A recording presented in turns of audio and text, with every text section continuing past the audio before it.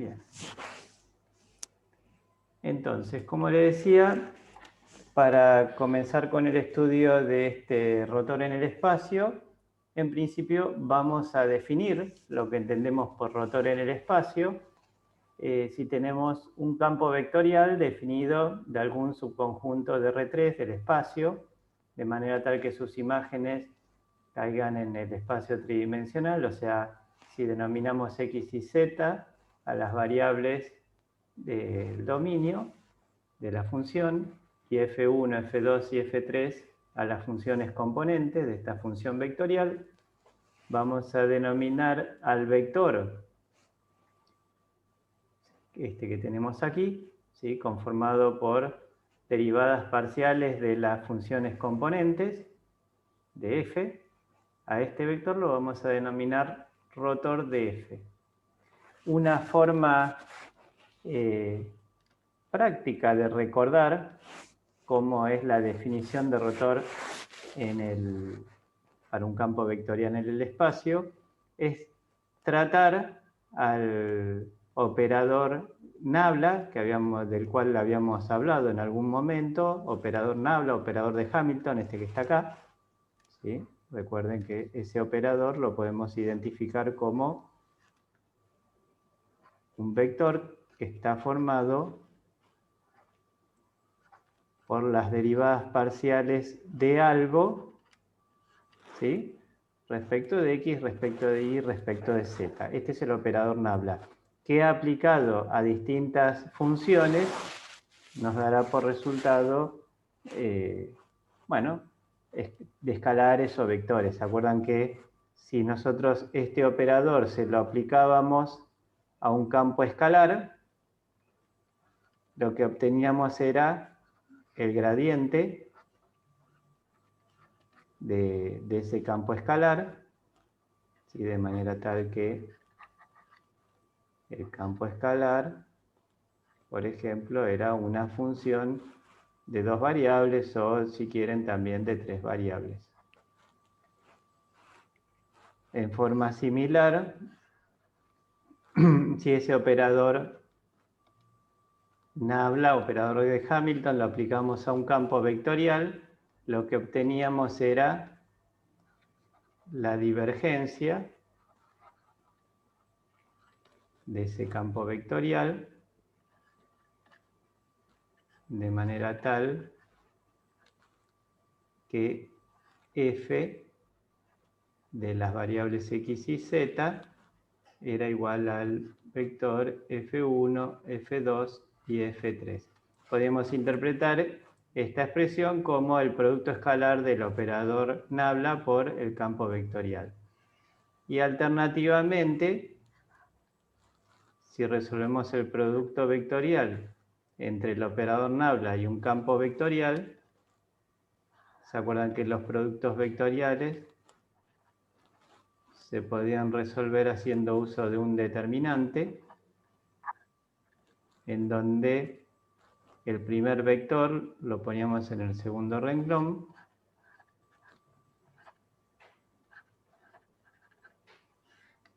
y el segundo vector en el tercer renglón, o sea, sus componentes? Entonces, si resolvemos este determinante, la primera componente es esto por esto, que en realidad en lugar de multiplicar lo que vamos a hacer es aplicar la derivada respecto de Y de f3 menos la derivada de f2 respecto de z. La segunda componente, o bien se le cambia el signo o se resolvía el determinante en forma inversa, o sea, aplicamos la derivada de f1 respecto de z menos la derivada de f3 respecto de x.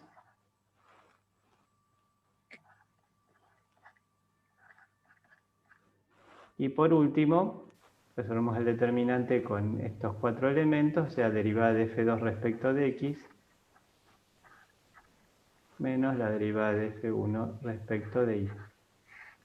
Y aquí nos queda conformado lo que estamos viendo acá como definición de rotor de un campo vectorial.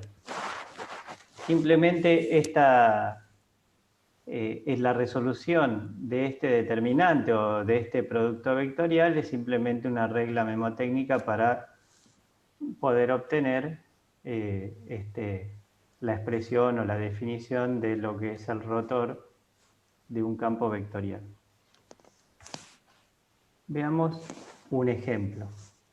Si queremos calcular el rotor de este campo vectorial, ¿sí? O sea, lo único que tenemos que hacer es, sin necesidad de recordar la definición, lo único que tenemos que hacer es recordar cómo se construye ese rotor. Ponemos las componentes del campo vectorial en el tercer renglón. Entonces resolvemos. Primera componente va a ser igual a la derivada de 0 respecto de y, que es 0, menos la derivada de x respecto de z, que es 0. La segunda componente, ¿sí? Me olvido de la segunda columna, es la derivada de menos y respecto de z, que es 0, menos la derivada de 0 respecto de x, que es 0. Y la tercera componente es la derivada de x respecto de x, que es 1, menos la derivada de menos y respecto de y, que es menos 1. Por lo tanto, esto nos queda igual a 0, 0, 2. O sea que en este caso, el rotor de este campo vectorial, del campo menos i x0, es el vector 0, 0, 2. Significa que sea cual sea el punto que nosotros tomemos del espacio, el x y z que nosotros consideremos, siempre el rotor vale 0, 0, 2. Fíjense que en este caso el rotor es un vector.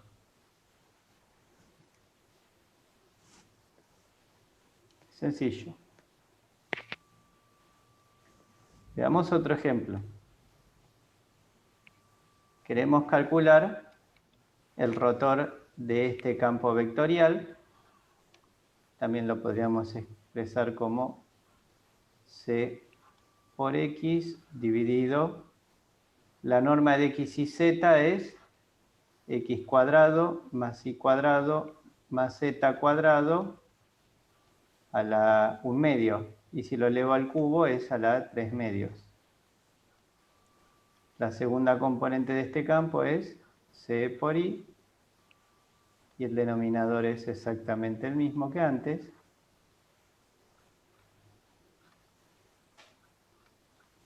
Y la tercera componente es c por z, z por x cuadrado más y cuadrado más z cuadrado a la 3 medios. Bueno, este es el campo vectorial al cual yo le quiero calcular el rotor. Entonces, el rotor, para calcular el rotor de f, necesitaríamos calcular las derivadas parciales de cada una de estas componentes respecto a las variables correspondientes, ¿no? Entonces, a ver, directamente vamos a proceder a calcularlo.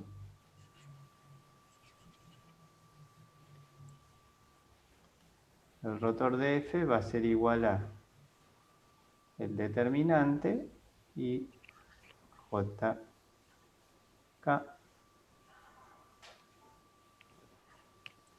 Vuelvo a construir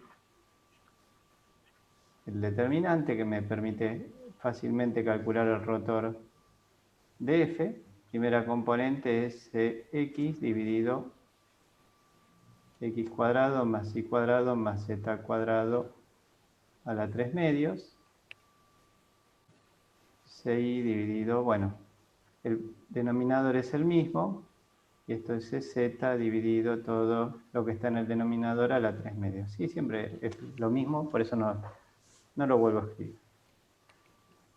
Entonces, primera componente es igual a la derivada respecto de y de esta tercera componente. Si derivamos respecto de y esta tercera componente, c y z se comportan como constantes y nos queda x cuadrado más y cuadrado más z cuadrado, que está elevado a es lo mismo que tenerlo a la menos 3 medios, o sea que es menos 3 medios por x cuadrado más y cuadrado más z cuadrado a la menos 5 medios. ¿Está bien? Derivé todo el denominador respecto de y por la derivada del argumento de toda esta potencia respecto de y, que es 2i. O sea, todo esto por 2i.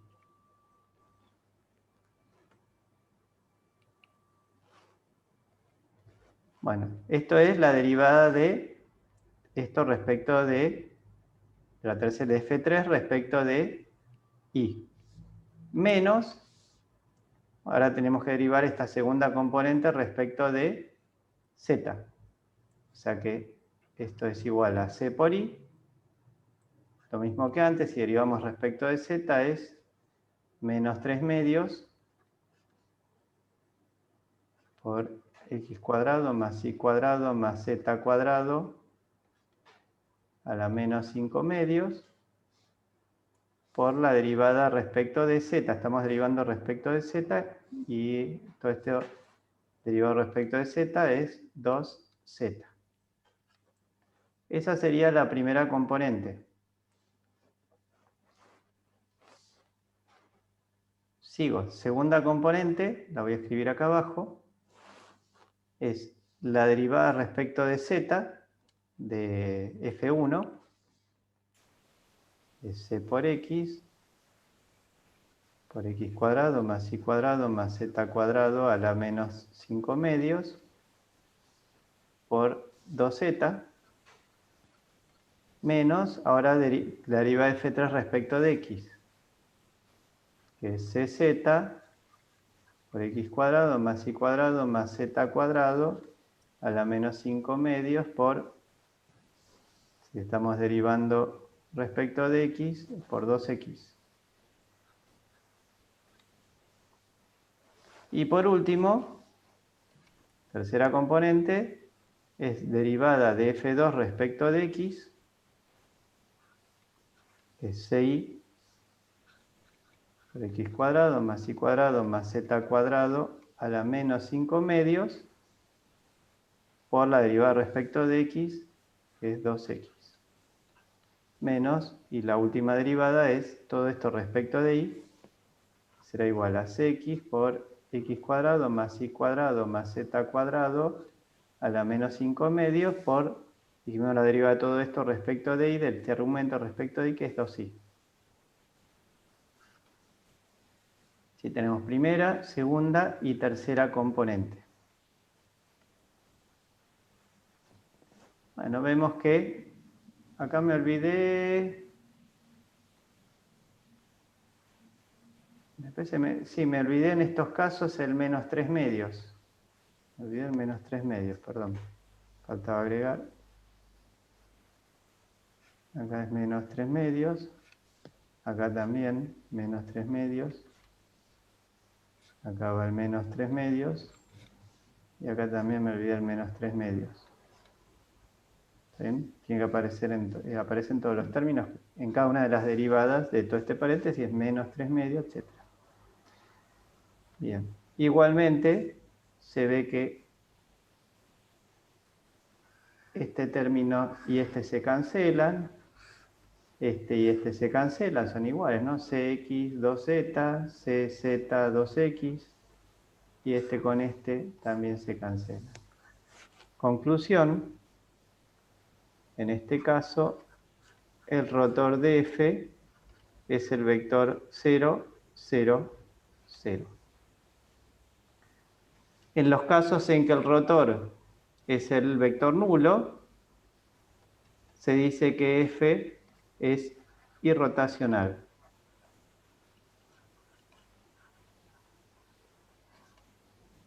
Irrotación es el nombre que se le pone a los campos vectoriales cuyo rotor es el vector nulo. Es algo similar a lo que pasaba con los campos en el plano. Cuando su rotor era cero, decíamos, también los denominábamos irrotacionales. En este caso, son vectores nulos, los rotores de campos irrotacionales.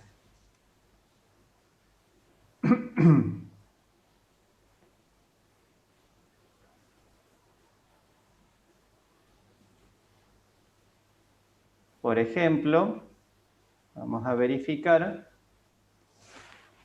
si nosotros tenemos un campo que es conservativo. ¿Se acuerdan que si un campo es conservativo, supongamos que tenemos el campo vectorial f de x y z igual a f1, f2, f3. Si es conservativo,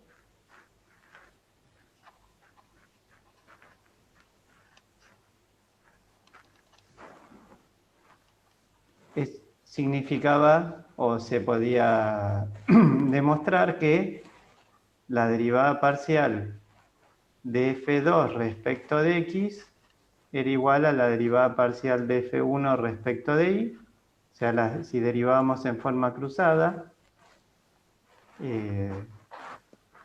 las funciones se nos transformaban en identidades, estas igualdades.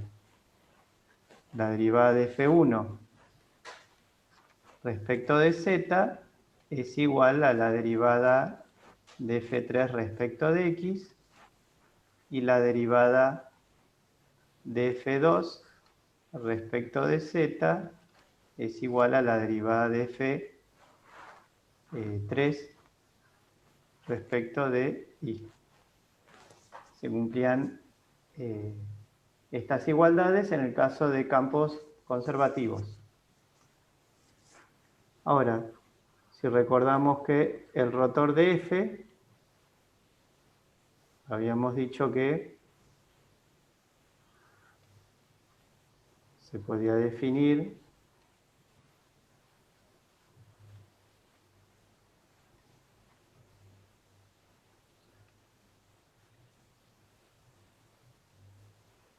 o se definía de esta manera, F3.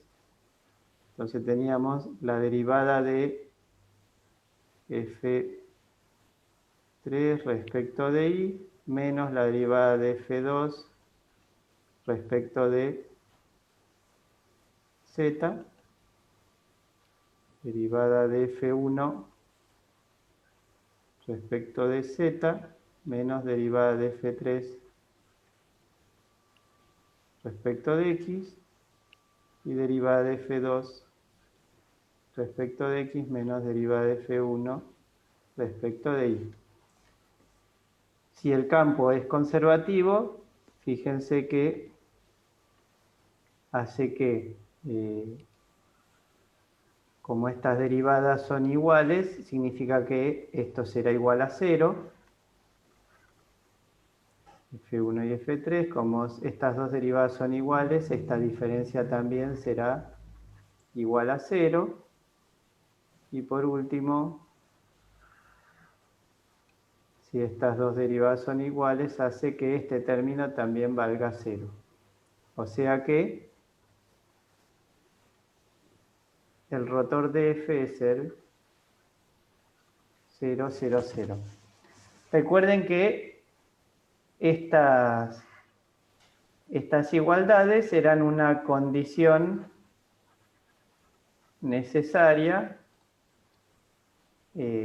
para que F sea conservativo.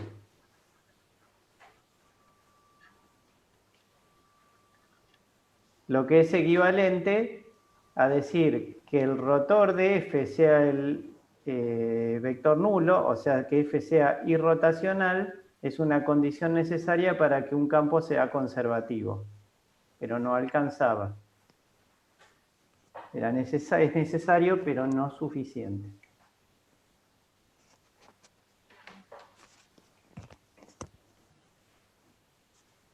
Bien, en este caso, por ser el rotor 0, significa que F es irrotacional.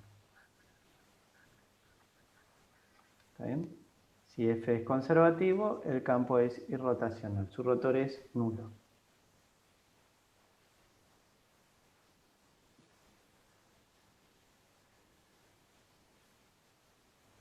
Bueno, ya estamos en condiciones de enunciar el teorema del rotor, que dice lo siguiente. Si tenemos un campo vectorial definido R3 en R3, los mismos que usábamos en los que le aplicamos el teorema de la divergencia, ¿se acuerdan? La clase pasada. Tenemos un campo definido R3 en R3, o por lo menos de un subconjunto R3 en R3. Supongamos que tiene un buen comportamiento ese campo, o sea, tiene todas sus derivadas parciales continuas, o sea, es de clase C1. Además, supongamos que hay una superficie S que esté incluida dentro del dominio del campo, está incluida dentro del conjunto A, dominio del campo vectorial. Supongamos que esa superficie S es una superficie simple y orientable, ¿sí?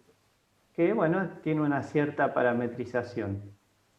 De manera tal que el borde de la superficie es una curva regular y simple.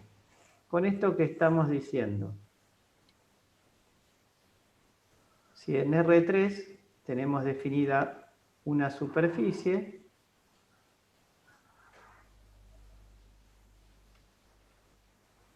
¿sí? Imagínense que esta es la superficie es sigma de algún cierto dominio. ¿Ven? Este es X y Z. ¿Sí? Recuerden, esta es la superficie. Ahora, en el plano XY, podríamos denominar V, tenemos definido una región D de manera tal que la función sigma, que parametriza la superficie, lleva puntos del conjunto D al conjunto S. Esta es la superficie. Bien. Dijimos que la superficie esta que estamos representando acá es una superficie simple y orientable. Simple quiere decir que admitía plano tangente en sus puntos, y es orientable, quiere decir que queda perfectamente definido el campo de versores normales continuo. Supongamos que el campo de versores normales, ¿sí?, orienta la superficie en un determinado sentido. En cada punto de la superficie puedo obtener un versor normal o vector normal.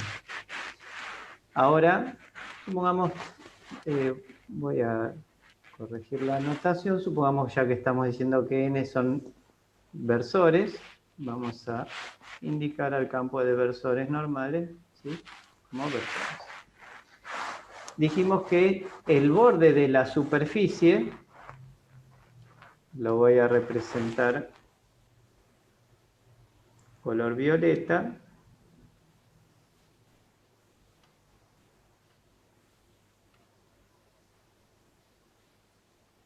el borde de la superficie,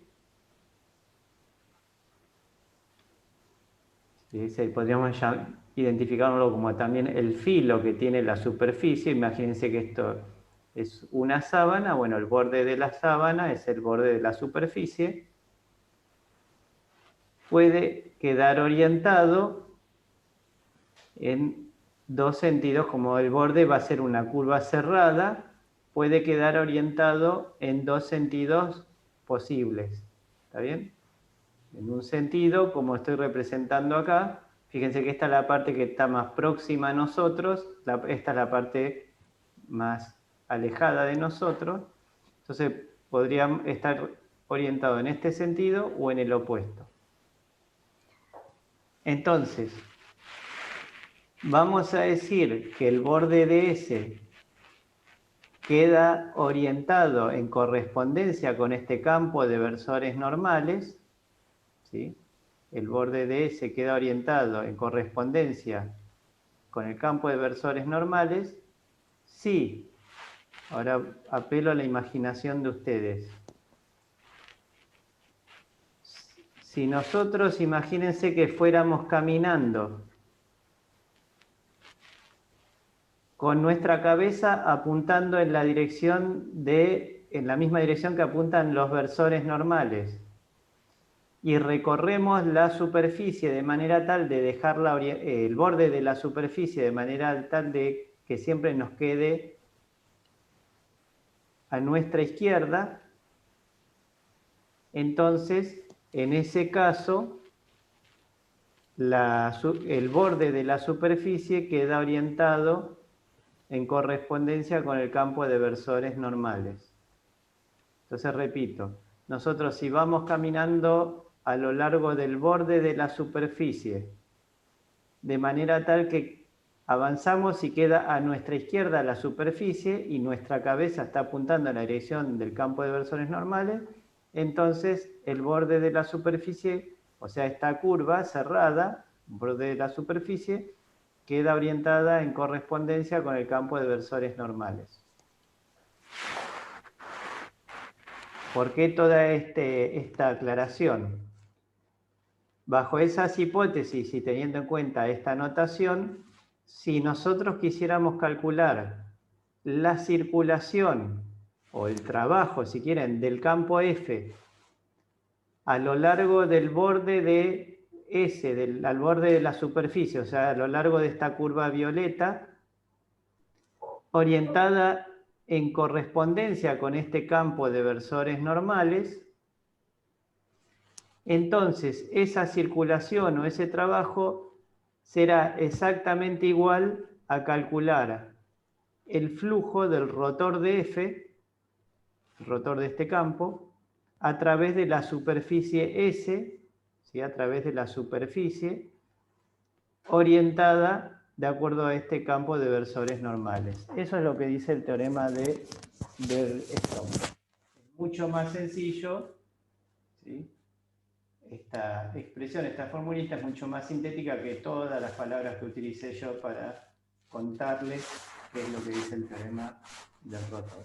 Repito, la circulación de este campo vectorial alrededor del borde de la superficie orientado en correspondencia con este campo de versores normales es igual al flujo del rotor de F, de este mismo F, a través de la superficie S orientada con este campo de versores normales.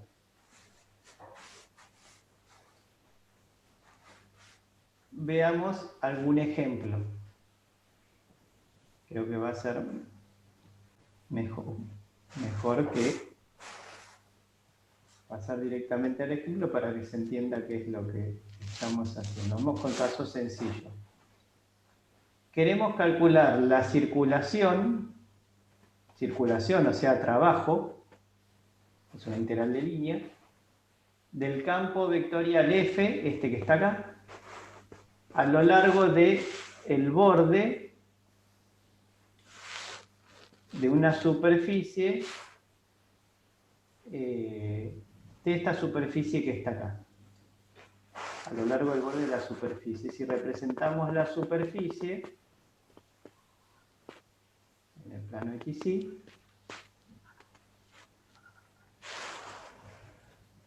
la superficie es X, tiene ecuación X más Y más Z igual a 1, o sea, esto es un plano que corta los ejes X y Z en 1, en donde las coordenadas X, Y y Z de los puntos tienen que ser mayor o igual a 0. O sea, esta es nuestra superficie. La superficie es este plano, ¿no? La ecuación X más Y más Z igual a 1.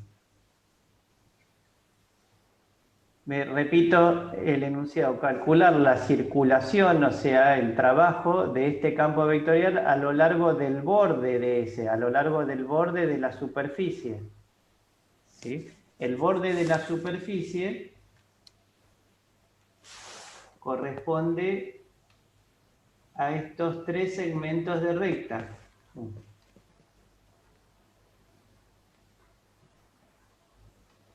Estos tres segmentos de recta. Podríamos decir que el borde de la superficie es la unión de tres segmentos de recta, en donde esto es C1, esto es C2 y esto es C3. Si tengo tres segmentos de recta, cada segmento de recta es una curva regular. Bueno, la unión de esos tres segmentos de recta conforman el borde de ese, el borde de la superficie. Me piden que calcule la circulación de este campo a lo largo de estos tres segmentos de recta. Me piden que lo hagamos por definición y además aplicando el teorema del rotor. Vamos a hacerlo primero por definición, con lo que habíamos visto en las unidades correspondientes a integrales curvilíneas, ¿no? Para eso, para calcular el trabajo de este campo a lo largo de estos tres segmentos, lo que habría que hacer es primero parametrizar cada uno de esos tres segmentos. ¿Sí? ¿Se acuerdan que para parametrizar estos segmentos de recta, yo lo voy a parametrizar de manera tal de orientar a esos tres segmentos de recta en este sentido que elegí arbitrariamente? Entonces, C1, el segmento de recta que va de este punto a este punto, tiene que pasar por el punto de coordenadas 1, este segmento de recta pasa por el punto de coordenadas 1, 0, 0, y tiene que pasar por el punto de coordenadas 0 en X, 1 en Y, 0 en Z. Entonces, una forma de parametrizar es, bueno, tomo una recta que pase por el 1, 0, 0, más tomo un parámetro y un vector director que vaya de acá a acá. O sea que lo que puedo hacer es restar las coordenadas de este punto menos este punto. O sea, 0 menos 1, 1 menos 0, 0 menos 0. Donde t toma valores en el intervalo 0, 1. ¿Por qué?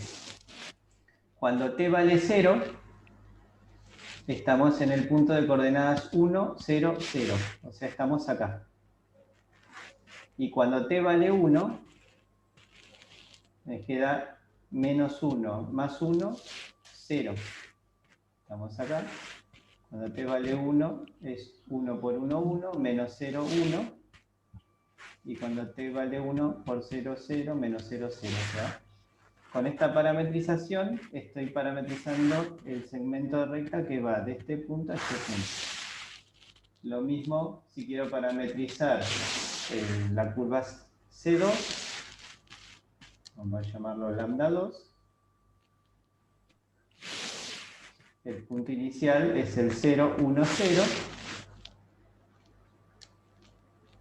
más un parámetro y el vector director va a resultar de restar las coordenadas de este punto, que es el 0, 0, 1, menos las coordenadas de este punto. O sea, 0, menos 0, 0, 0, menos 1, menos 1, y 1, menos 0, 1.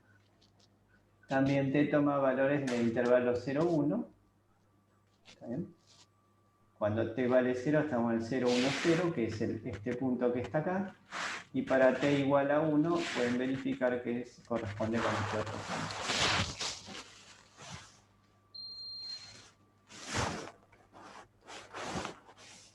Por último, voy a parametrizar la curva C3, que va de este punto a este punto. El punto inicial es el 0, 0, 1.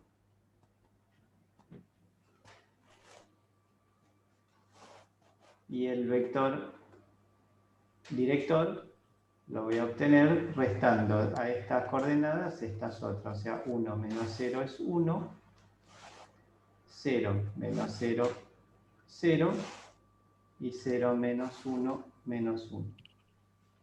Nuevamente te toma valores en el intervalo 0, 1. Ahí parametricé estas tres curvas. Ahora lo que voy a hacer es calcular primero el trabajo del campo a lo largo de la curva C1, luego a lo largo de la curva C2 y por último a lo largo de la curva C3. Entonces, el trabajo del campo, el campo es este, menos IX0, a lo largo de la curva C1, parametrizado por lambda 1, es igual a la integral, t dijimos que vale, toma valores de 0 a 1, del el campo, que es menos IX0, evaluado en lambda de t. Bien.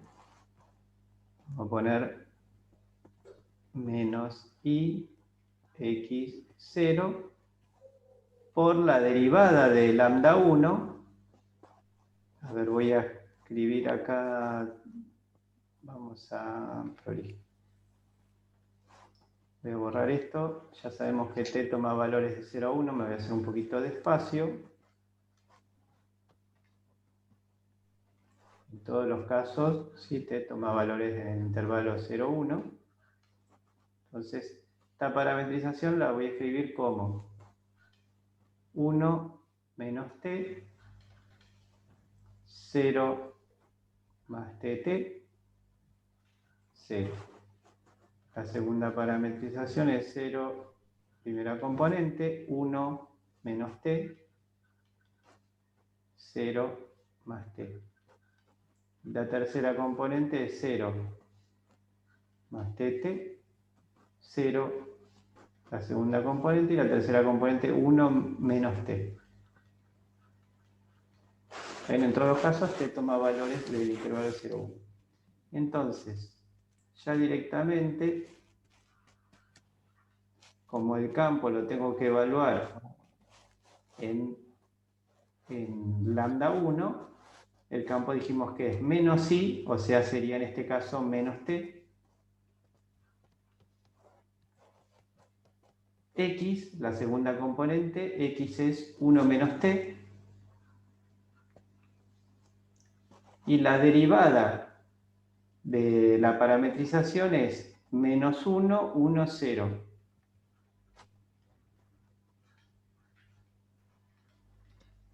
O sea, esto es integral entre 0 y 1 de menos t por menos 1 es t. 1 menos t por 1 es 1 menos t. Y 0 por 0, 0, esto es diferencial de t, o sea que es t menos t se cancela, la integral del diferencial de t es t entre 0 y 1 es 1. ¿Bien? Esta sería el trabajo realizado por el campo a lo largo, desde este punto a este punto, usando la definición de trabajo. En forma similar, si calculamos el trabajo a lo largo de la curva C2, a lo largo de la curva C2, el campo dijimos que es menos IX, menos I es T menos 1,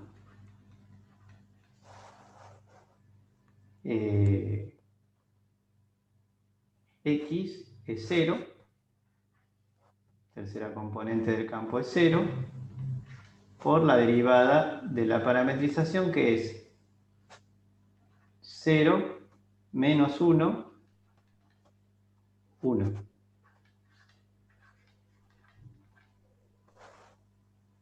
O sea, integral entre 0 y 1 de t menos 1 por 0, 0. 0 por menos 1, 0 y 0 por 1, 0. O sea, 0 diferencial de t. Esta integral es igual a 0. O sea, el trabajo realizado por el campo entre este punto y este punto es 0. Por último, nos queda calcular el trabajo realizado a lo largo de la curva C3.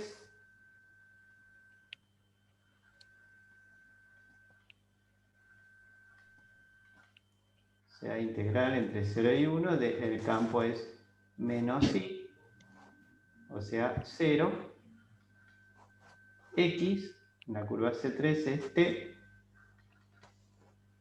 y la tercera componente del campo es 0, por el vector director, que es, perdón, el vector derivada de lambda 3, que es el 1, 0, menos 1.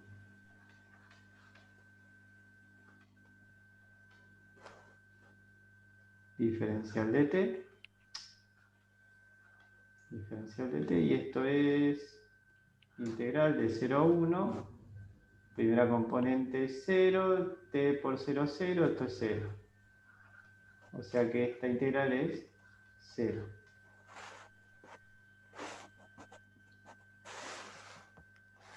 Por lo tanto, el trabajo del campo a lo largo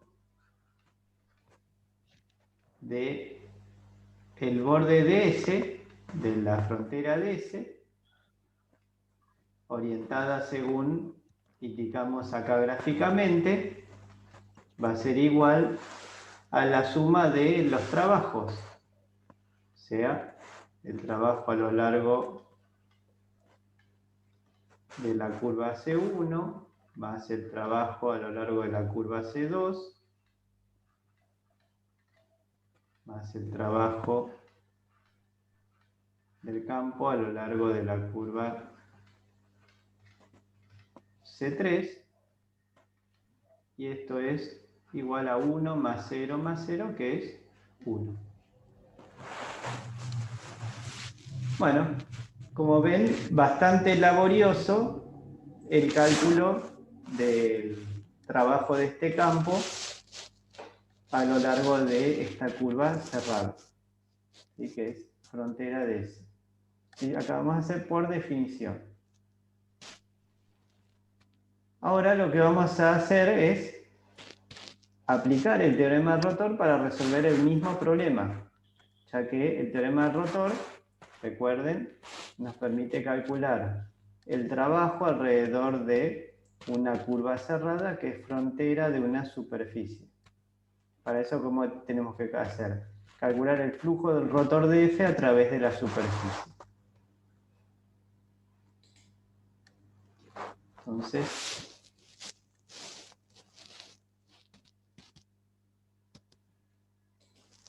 voy a agregarme una hoja, denme un segundito.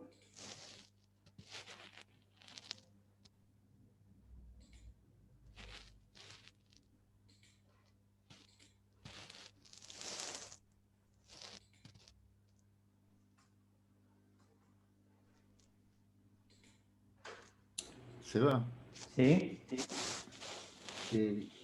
si querés hacerme co-host, así silencio los que tienen el micrófono prendido, pues escucho un ruido. Ah, bueno.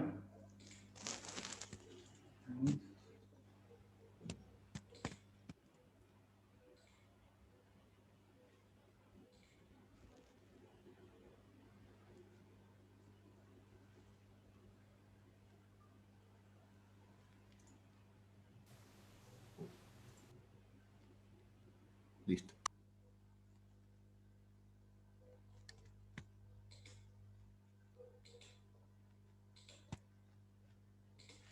Bien. Entonces decíamos, teníamos el campo vectorial F, que es menos I de X0. Seba, ¿Sí?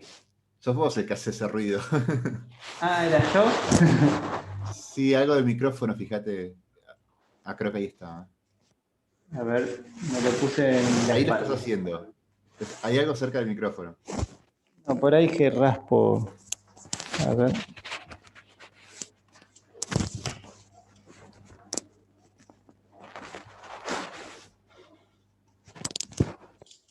Bueno, a ver, ah, no, está acá el micrófono. Ahí. A ver, vamos a ver si ahora sí funciona o no. El campo era el menos ix0. Bien. Entonces, esta, repito, era la superficie.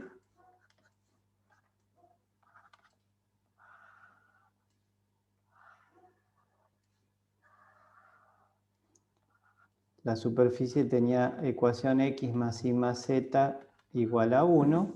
Entonces, de acuerdo al teorema del rotor, la circulación del campo a lo largo del borde de la superficie S, orientada con el respectivo campo de versores normales, es igual al flujo del rotor de F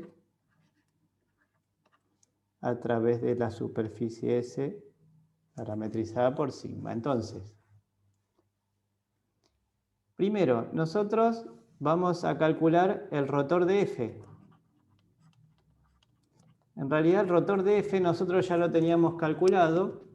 Este campo menos ix0, voy para atrás, lo habíamos calculado al principio, el campo menos ix0 tenía su rotor igual al vector 0, 0, 2. 0, 0, 2. Entonces no lo calculo de nuevo, directamente el rotor de F es el 0, 0, 2. Entonces tenemos que calcular el flujo de este campo 0, 0, 2 a través de esta superficie.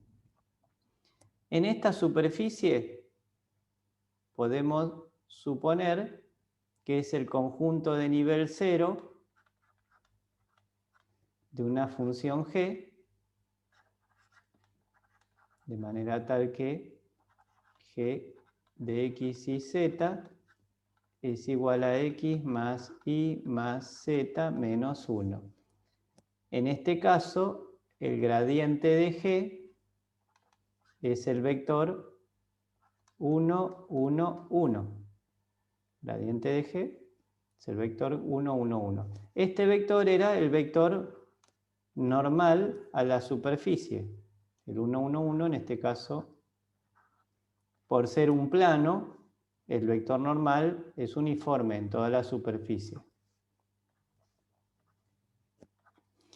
Entonces, el flujo del rotor de F, o sea, del campo 0, 0, 2, va a ser igual a la integral doble de el campo, o sea, es el 0, 0, 2, por el gradiente de G, que es el 1, 1, 1, dividido el módulo, ¿se acuerdan? Si yo visualizo a la superficie como la gráfica de una función de dos variables, por ejemplo, en donde z es función de x, y, o sea, podría decir que z es 1 menos x menos y, podría despejar. Entonces, voy a integrar respecto de x y respecto de y voy a derivar, voy a dividir por el módulo de g'(z).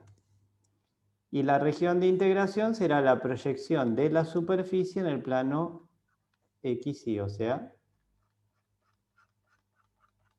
este será Sx, y la proyección de la superficie de este plano inclinado en el plano x, y, ya que estoy considerando de que en la superficie z es función de x, y. Entonces sigo acá. Ya estamos calculando, repito, el flujo de este campo 002, el rotor de F, a través de este plano. Entonces nos queda integral doble Sxy 0 por 1, 0, más 0 por 1, 0, más 2 por 1, 2, diferencial de x, diferencial de y. Esto es igual a 2 veces el área de esta SXY. Esto es 2 veces, y el área de SXY es el área de este triángulo, que es base por altura sobre 2. ¿Bien? El triangulito este que está en el piso, en el plano XY, SXY, tiene en área base por altura sobre 2, o sea, 1 por 1 sobre 2. O sea que esto es 1. Bien. Fíjense que la orientación de la superficie apunta según este vector normal, que tiene componente X, Y, Z, todas positivas. Es el 1, 1, 1. Por lo tanto, la orientación del borde de S, de la frontera de S, ¿sí?, de estos 4 segmentos rectilíneos, en concordancia con este campo de vectores normales, recuerden, si uno va caminando por esta curva de manera tal de dejar la superficie a la izquierda, entonces la tendrá que ir recorriendo en este sentido. Si la cabeza nuestra apunta en la dirección del normal. Fíjense que este resultado es exactamente el mismo que el que habíamos resuelto en el caso anterior. Fíjense la ventaja de usar el teorema rotor. Si hacíamos la circulación por definición, ¿sí?, todo lo, digamos, bastante laborioso. En cambio, si hacemos la circulación haciendo uso del teorema rotor, prácticamente en un renglón, bueno, acá seguía abajo, pero podría haber resuelto en un renglón. Problema muy, muy sencillo, muy simple. ¿Se ve la ventaja de usar el teorema del rotor? En algunas ocasiones. Muy importante, recuerden que es para calcular este teorema rotor, para calcular circulaciones alrededor de curvas cerradas, ¿sí? Curvas cerradas que sean el borde de una superficie, como es este caso, ¿sí? Tienen un pedacito de superficie, en este caso un pedacito de plano, y el borde consta de 3 segmentos rectilíneos. Entonces la circulación a lo largo de esos 3 segmentos rectilíneos, borde del plano, nos dio igual a 1.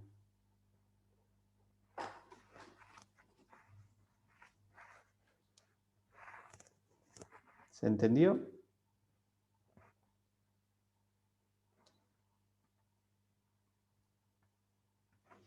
A ver, veamos. Vamos a un problema un poco más sofisticado. Calcular la circulación de este campo, el f de x y z, bueno, este que está acá, a lo largo de la curva intersección de las superficies x cuadrado más y cuadrado igual a 1. Esta es la ecuación de una superficie cilíndrica, pero si tomamos la intersección de esa superficie cilíndrica con este plano, ambas superficies generan una curva. ¿Sí? Imagínense el cilindro, ¿sí?, un cilindro circular con simetría en el eje Z.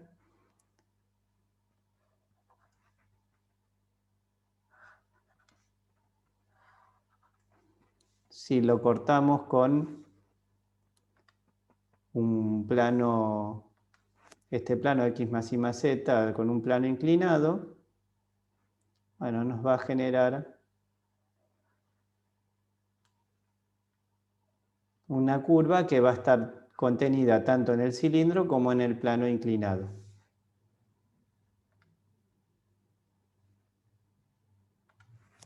También el plano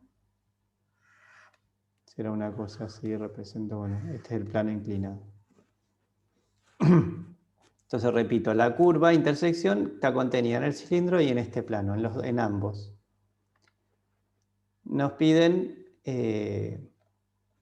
calcular el trabajo o la circulación de este campo a lo largo de esa curva cerrada, por definición, como hicimos en el ejemplo anterior, y aplicando el teorema de rotor de ambos modos.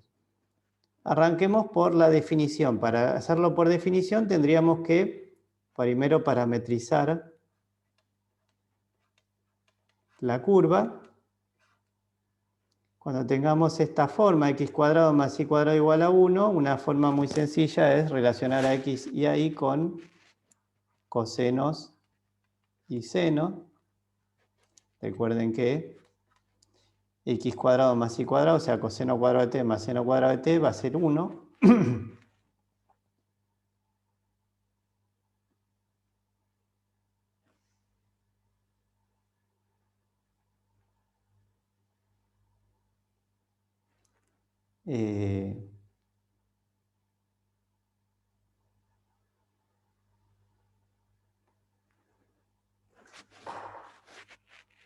Perdón.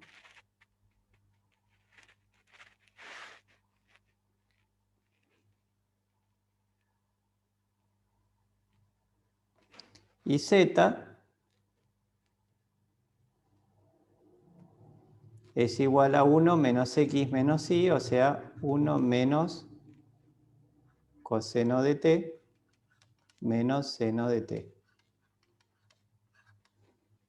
Donde t toma valores, si damos toda la vuelta completa a lo largo de la circunferencia, toma valores de 0 a 2pi, para que la curva sea cerrada y simple. Bien. Entonces, esta es la parametrización, una parametrización de la curva. Por lo tanto, el trabajo realizado por el campo alrededor de la curva parametrizada por lambda va a ser igual a la integral entre 0 y 2pi de el campo, que es x cuadrado, o sea, coseno cuadrado de t, x por y, o sea, coseno de t por seno de t,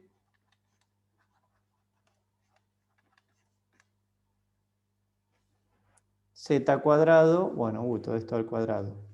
Ya voy a desarrollar el binomio, que sería 1 más coseno cuadrado de t más seno cuadrado de t menos 2 veces coseno de t menos 2 veces seno de t más seno de t coseno de t.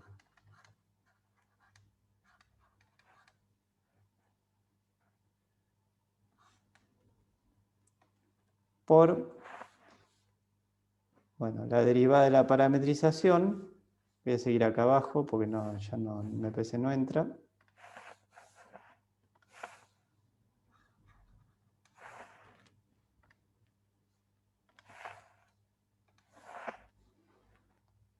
La derivada de la parametrización es la derivada del coseno, es menos seno de t. La derivada del seno es el coseno de t. Y la derivada de todo esto es la derivada de menos coseno, la derivada del coseno es seno de t, más o menos coseno de t. Perdón.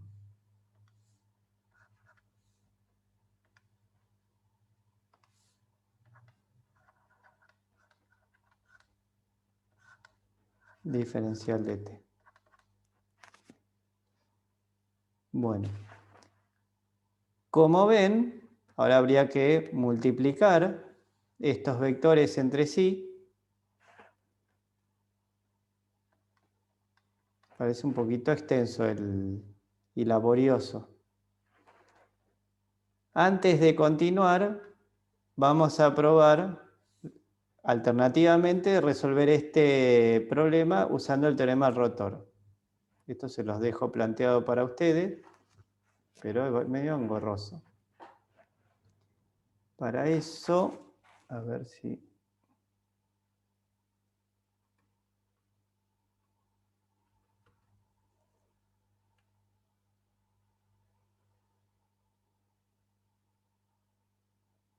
No, voy a tener que salir. Salgo un segundito, así me genero otra hoja. ¿Qué hice?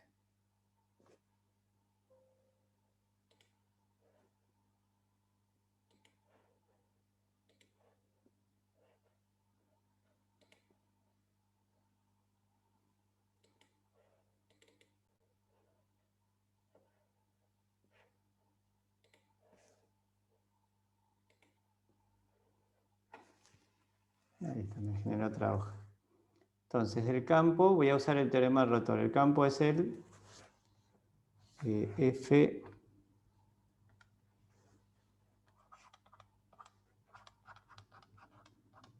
de X y Z es X cuadrado, X y Z cuadrado. X cuadrado, X y Z cuadrado. Y la curva resulta la intersección del cilindro X cuadrado más Y cuadrado igual 1 con el plano X más Y más Z igual 1.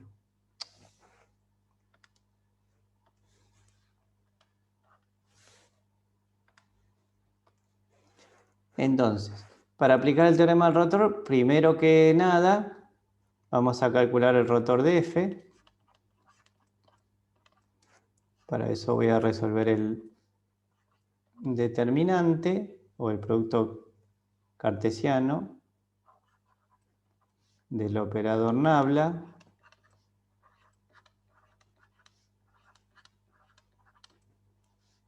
por el vector, o sea, por el campo. Primera componente es derivada respecto de y de z cuadrado, que es 0, menos derivada respecto de zxy, que es 0. Segunda componente es derivada de x cuadrado respecto de z, que es 0, menos derivada de z cuadrado respecto de x, que es 0. Tercera componente, derivada de xy respecto de x, que es y, menos derivada de x cuadrado respecto de y, que es 0. O sea, el rotor de F es el 0, 0, y. Entonces, la circulación de F a lo largo de la curva va a ser igual a la integral triple del rotor de F a través de la superficie, de manera tal que la curva cerrada es borde de la superficie en correspondencia con su campo de versores normales. Entonces, esto va a ser igual a... El rotor de F dijimos que es 0, 0, y. Para eso primero tenemos que identificar una superficie que tenga por borde a la curva. Acá la superficie más evidente que contiene a la curva, ¿sí? La que yo tomaría es el plano, ¿sí? Esta superficie tiene ecuación x más y más z igual 1. Bien. De esa superficie solamente voy a tomar el pedacito de superficie que tiene como borde a esta curva, o sea, el pedacito de plano que está encerrado dentro de este cilindro, que es este que se marca acá. A esta superficie la puedo tomar como conjunto de nivel 0 de una función g, en donde g de x y z es x más y más z menos 1, en donde z es función de x y es lo mismo que habíamos hecho en el caso anterior. 1 menos x menos y. En este caso, el gradiente de g es el vector 1, 1, 1. O sea que vamos a calcular el flujo del campo del rotor de F, que es 0, 0, I, por el gradiente de G, que era el 1, 1, 1, dividido el módulo de, si tomamos como variables a X y a Y, ¿se acuerdan que nosotros acá dijimos que Z en esta superficie es función de X y? Por lo tanto voy a integrar respecto de X y respecto de Y. Entonces acá dividimos por el módulo de G'(Z), que era este que está acá, G'(Z).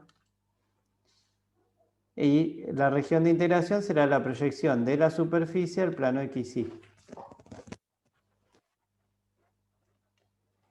Entonces nos queda integral doble de SXY de 0 por 1, 0, 0 por 1, 0, y por 1, y.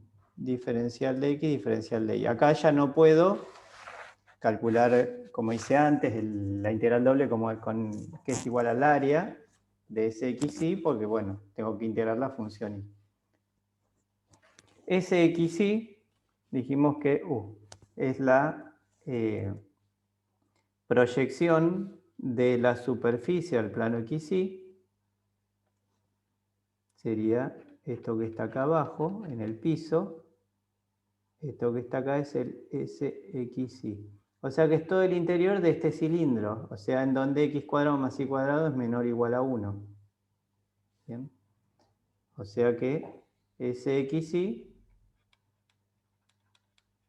debe cumplir este requisito.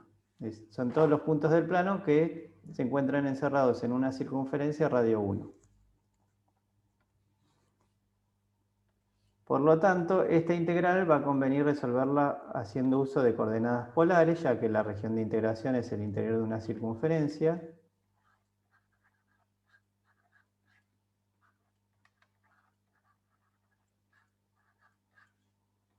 En donde el jacobiano de la transformación es igual a ρ. O sea que nos queda integral. Si la región de integración es interior de una circunferencia radio 1, ρ toma valores entre 0 y 1. Phi tomará valores entre 0 y 2pi, ya que la región de integración es la circunferencia completa, todo el interior de la circunferencia. La función a integrar es I, o sea, ρ seno de phi. Y hay que multiplicar por el módulo del jacobiano de la transformación, que es igual a ρ. O sea que acá quedaría ρ al cuadrado. Vamos a integrar respecto de phi respecto de ρ.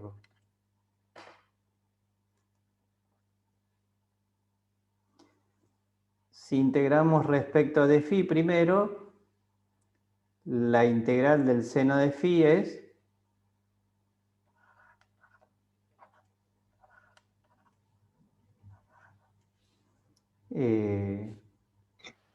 coseno de phi. Menos, ¿no? O dicho a la inversa, la derivada del coseno es menos seno. La derivada de menos coseno va a ser el seno de phi. Phi diferencial de ρ. Entonces,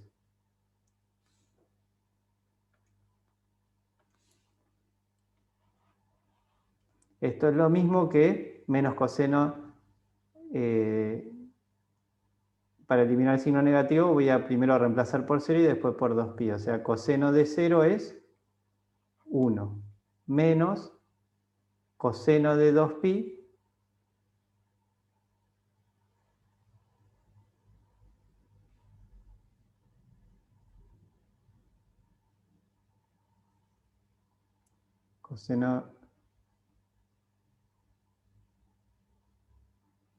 coseno de 2pi es lo mismo, 1, ¿no?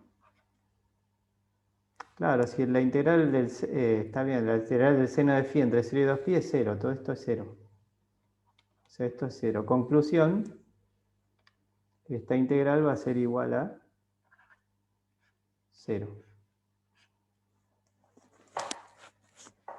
Por lo tanto,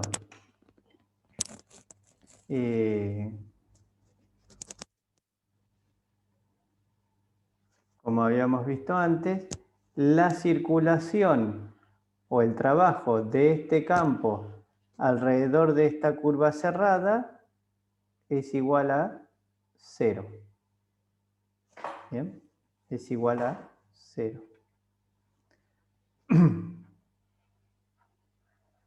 Fíjense que haciendo uso del teorema del rotor nos ahorramos tener que trabajar con todas estas, hacer este producto escalar, con todas estas funciones trigonométricas, bueno, que en definitiva toda esta integral tiene que dar igual a 0, lo mismo que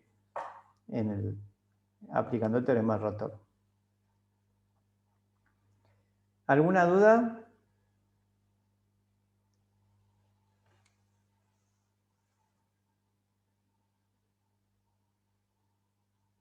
¿No?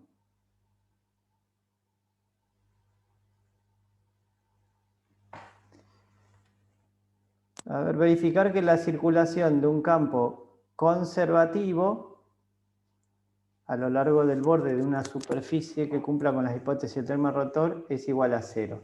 Bueno, es bastante simple. Si tenemos un campo vectorial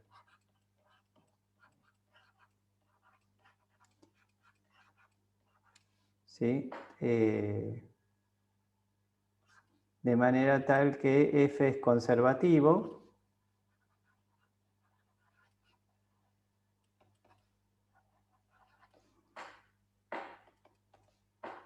que habíamos dicho que en esos casos el rotor de F era igual al vector nulo,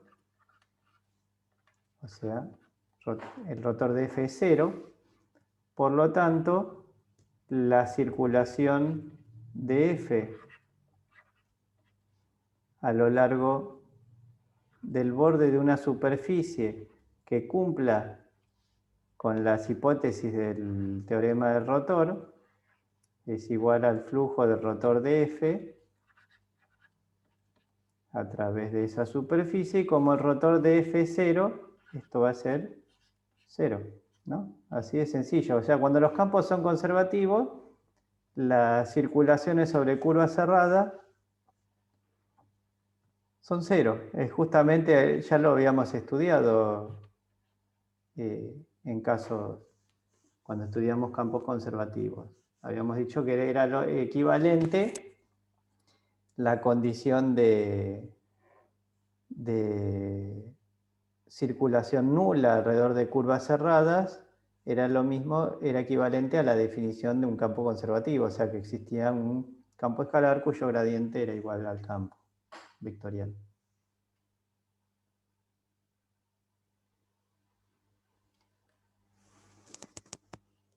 El teorema de Green, que habíamos visto, teorema del rotor en el plano, no es más ni menos que un caso particular de este teorema de Stokes en el espacio.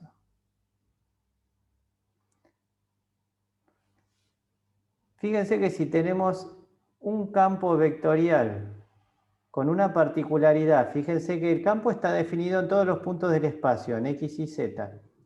Pero la primera componente no depende de Z, la segunda no depende de Z y la tercera vale 0. Quiere decir que este campo vectorial, si yo representara en algunos puntos del espacio el vector F, el vector campo,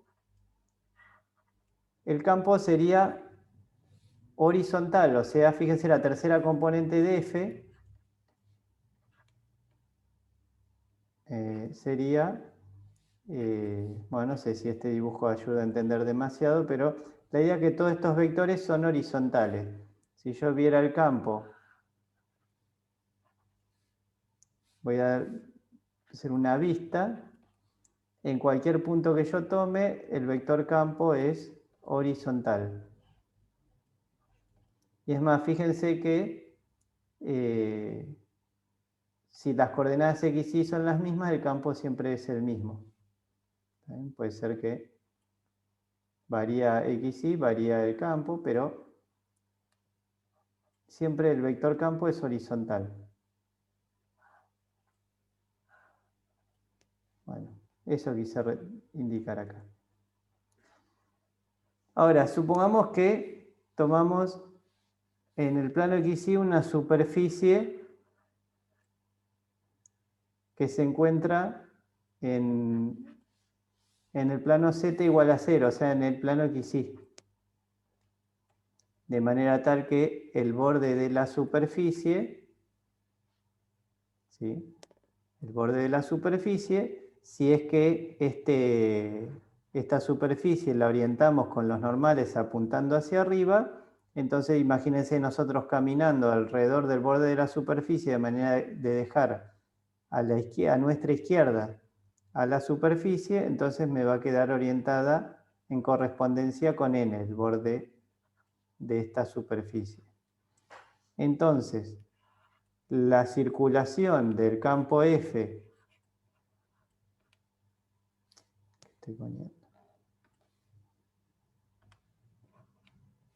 la circulación de F alrededor del borde de S, orientada en correspondencia con la superficie S, dijimos que es igual al flujo del rotor de F a través de S. Y si F tiene esta particularidad de tener esta forma, el rotor de F, fíjense que está acá, va a ser igual derivada respecto de X, derivada respecto de Y, derivada respecto de Z, F1, F2 y 0. Primera componente, derivada de 0 es 0, menos derivada de F2. Fíjense que F2 depende solamente de XY y F1 también de XY. La derivada de algo que depende de XY respecto de Z es 0.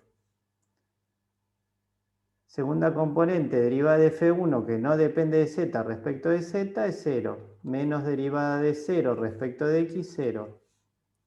Y tercera componente, derivada de F2 respecto de X menos derivada de F1 respecto de Y. Entonces, este es el rotor de F. Entonces, esta integral va a ser igual al rotor de F, que es el vector 0, 0, derivada de F2 respecto de X menos derivada de F1 respecto de Y, por, bueno, si la superficie que estoy considerando es Z igual a 0, podría tomarla como conjunto de nivel 0 de la función Z. ¿Está bien? Este es el conjunto de nivel 0 de la función g, que vale z. En este caso, el gradiente de g es igual al 0, 0, 1, que es el vector normal a la superficie, más es un versor normal a la superficie. Por lo tanto, vamos a multiplicar por ese 0, 0, 1 por el dividido al módulo de g' z, y vamos a integrar en x y en y. Y la región de integración será la proyección de la superficie al plano XY. Esto es 0 por 0 más 0 por 0 por la derivada de F2 respecto de X menos la derivada de F1 respecto de Y, integrado respecto de X y respecto de Y. Y la región de integración será la proyección de la superficie al plano XY, que como la superficie está en el mismo plano XY, coincide con SXY. ¿Sí? O sea, fíjense que nos quedó ni más ni menos que la expresión correspondiente al teorema de Green. nosotros decíamos en el teorema de Green que el borde de la superficie, si quedaba orientado en sentido antihorario, significaba que estaba orientado en forma positiva. ¿Por qué?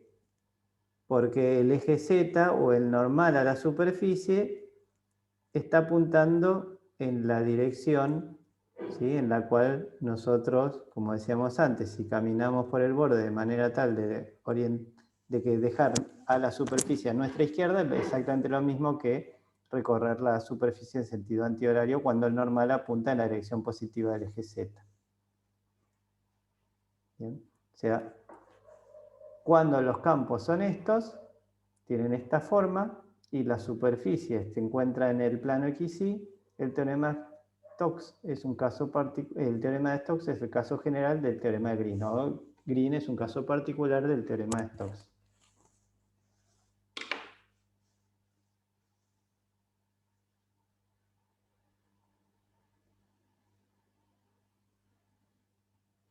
Bien. Los noto muy callados.